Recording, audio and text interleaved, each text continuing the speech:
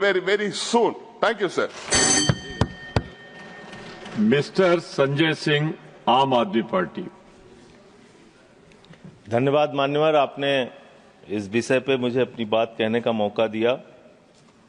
मान्यवर, मणिपुर के मुद्दे पर मैंने जब सदन में ये मुद्दा उठाया था, हो सकता है मेरे तरीके से सरकार असहमत रही हो, लेकिन मुझे भारतीय संसदीय इतिहास में सबसे ज्यादा समय तक सस्पेंड करके रखा गया मणिपुर का मुद्दा उठाने के कारण 11 महीने में सस्पेंड रहा।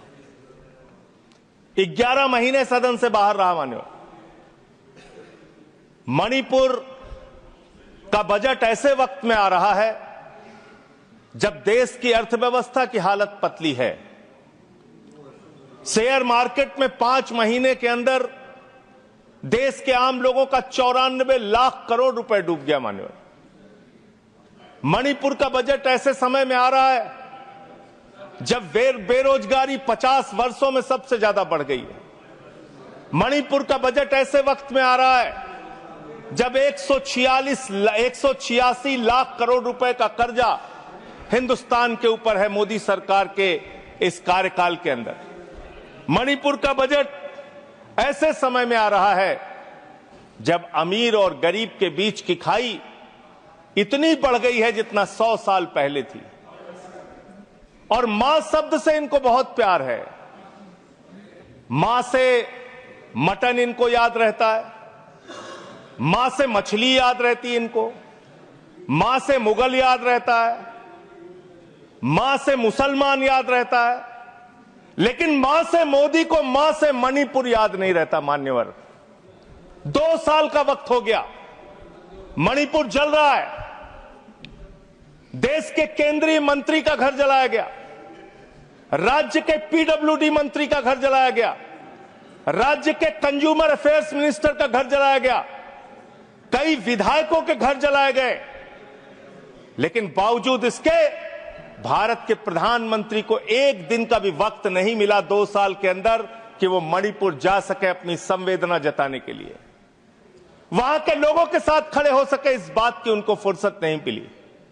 देश का प्रधानमंत्री देश का अभिभावक होता है मान्यवर, देश का अगुवा होता है, सरकार लोगों की माई बाप होती है, लेकिन राज्य की सरकार मणिपुर को जलाने में लग जाती है और केंद्र की सरकार, जो राज्य सरकार मणिपुर को जला रही थी, उस सरकार की मदद करने में लग जाती है। ऐसे में कैसे बचेगा मणिपुर?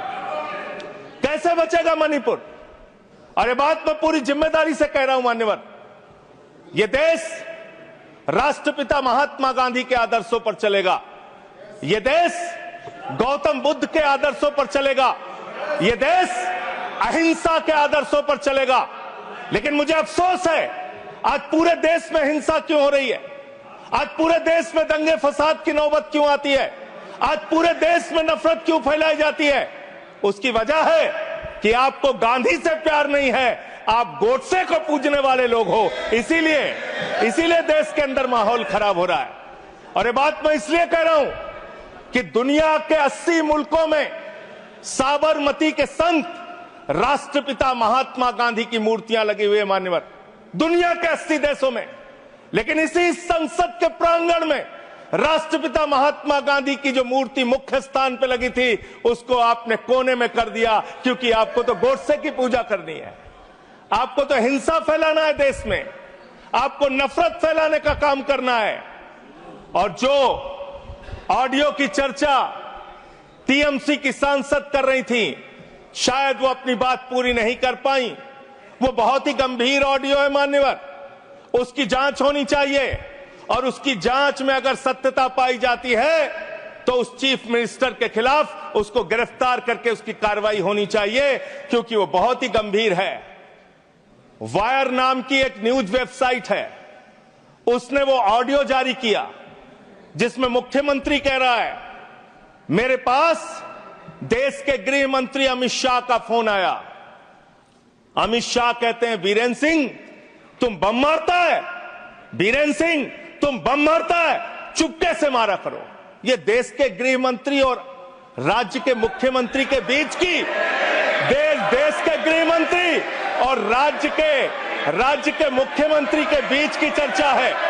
और ये ऑडियो सार्वजनिक होना चाहिए, इस ऑडियो की जांच होनी चाहिए, इस ऑडियो का पता लगना चाहिए कि वो जो मुख्यमंत्री बोल रहा था बीरेंद्र सिंह, वो सच बोल रहा था या गलत बोल रहा था। पूरे देश को इसका पता लगना चाहिए। मान्यवर उस ऑडियो की जांच होनी चाहिए।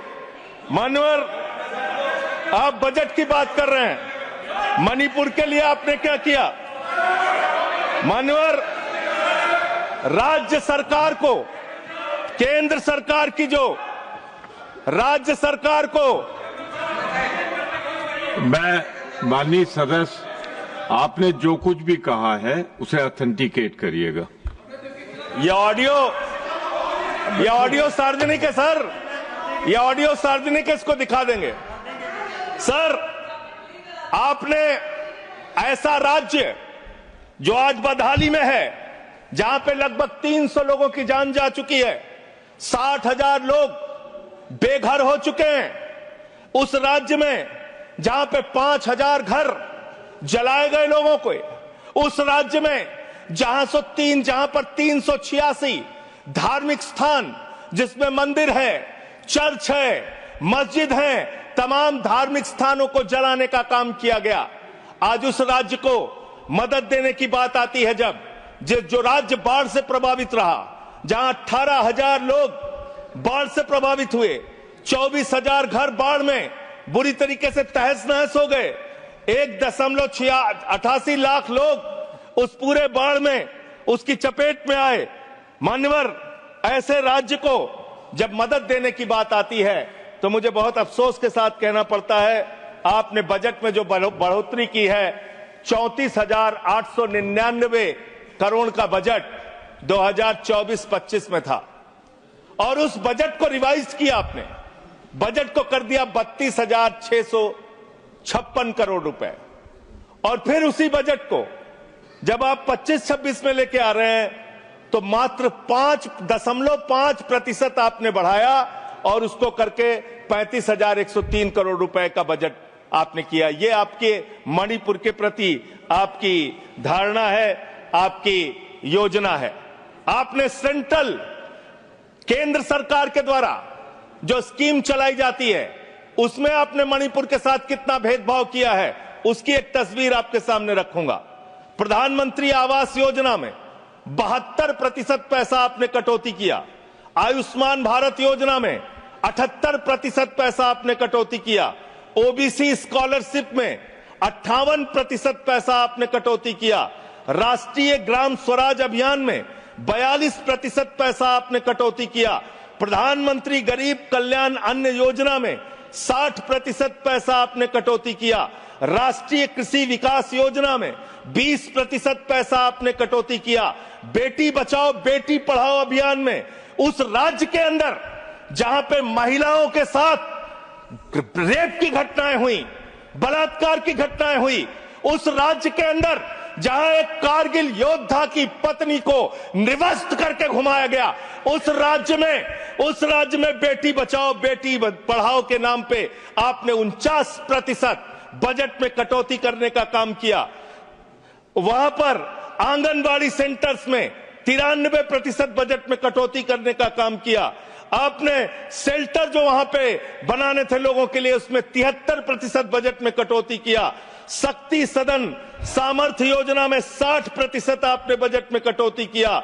साक्षी निवास सामर्थ्य योजना में 81% बजट में कटौती किया। ये आपकी सेंट्रल स्कीम है जो आपने राज्य सरकार के साथ भेदभाव किया और वहां पे कटौती करने का काम किया।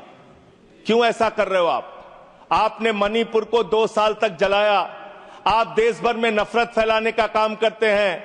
आपका ध्यान देश की अर्थव्यवस्था पे नहीं, देश की बेरोजगारी पे नहीं, किसानों पे नहीं, महंगाई पर नहीं। आप दिन रात औरंगजेब औरंगजेब औरंगजेब औरंगजेब, जनता कह रही है कट गई जेब कट गई जेब कट गई जेब, लोगों की जेब कट रही है, आप औरंगजेब औरंगजेब औरंगजेब चिल्ला रहे हैं।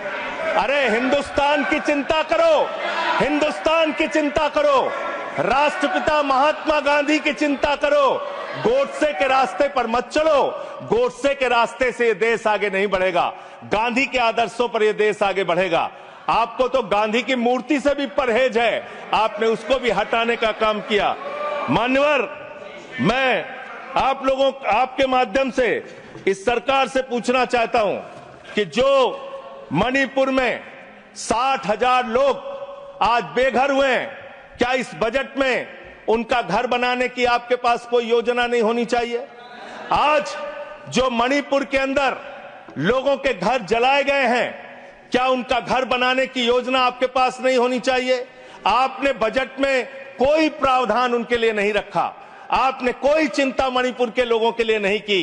दो समुदायों के बीच में अगर झगड़ा हो रहा था तो राज्य के मुख्यमंत्री को, देश के प्रधानमंत्री को उनके बीच सामंजस्य पैदा हो, उनके बीच एकता भाईचारा पैदा हो, इसलिए उस राज्य में शांति की स्थापना के लिए काम करना था, लेकिन आपने वो काम नहीं किया। 2 साल तक सारा विपक्ष चिल्लाता रहा, मणिपुर के मुख्यमंत्री को हटाओ, मणिपुर के मुख्यमंत्री को हटाओ, लेकिन आपने मणिपुर के मुख्यमंत्री को नहीं हटाया। आप राष्ट्रपति शासन तब लगा रहे हैं जब वो ऑडियो बाहर आता है, जब उस ऑडियो का संज्ञान लिया जाता है, जब ये चर्चा होने लगती है कि अगर इस ऑडियो की असलियत खुल गई तो न सिर्फ राज्य सरकार के मुख्यमंत्री की बल्कि केंद्र के बड़े बड़े नेताओं की भी कलई देश के सामने खुल जाएगी। इसलिए मान्यवर, मैं आपके माध्यम से इतना ही इस सरकार से कहना चाहता हूं कि आप कृपा करके इस देश का माहौल खराब करने की कोशिश मत कीजिए, मणिपुर की चिंता कीजिए, मणिपुर में कैसे लोकतंत्र की बहाली हो इस बात की चिंता कीजिए।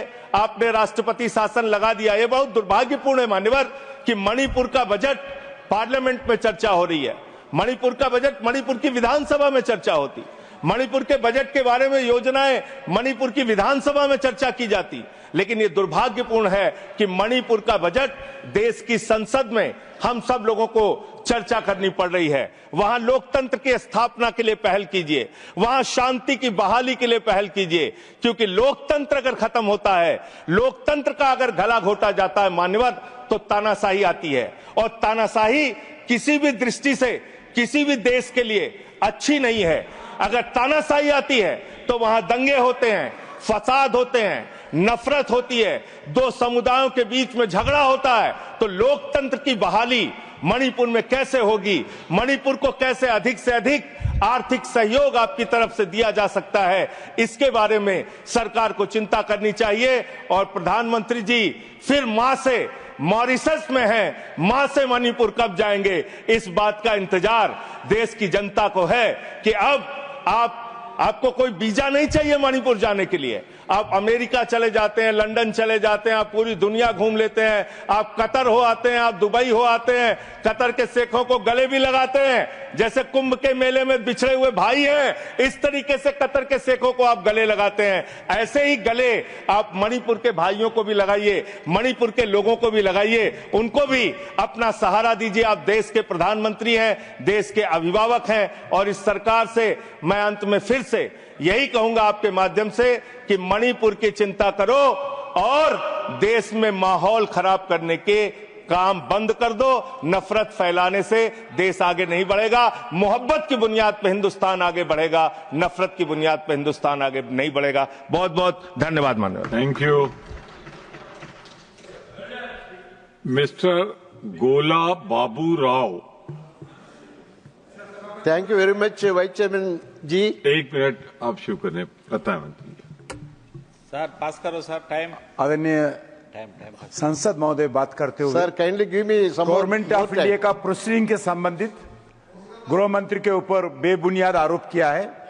मैं आपसे प्रार्थना करता हूं, नाम लिया है, गृह मंत्री के ऊपर आरोप किया है।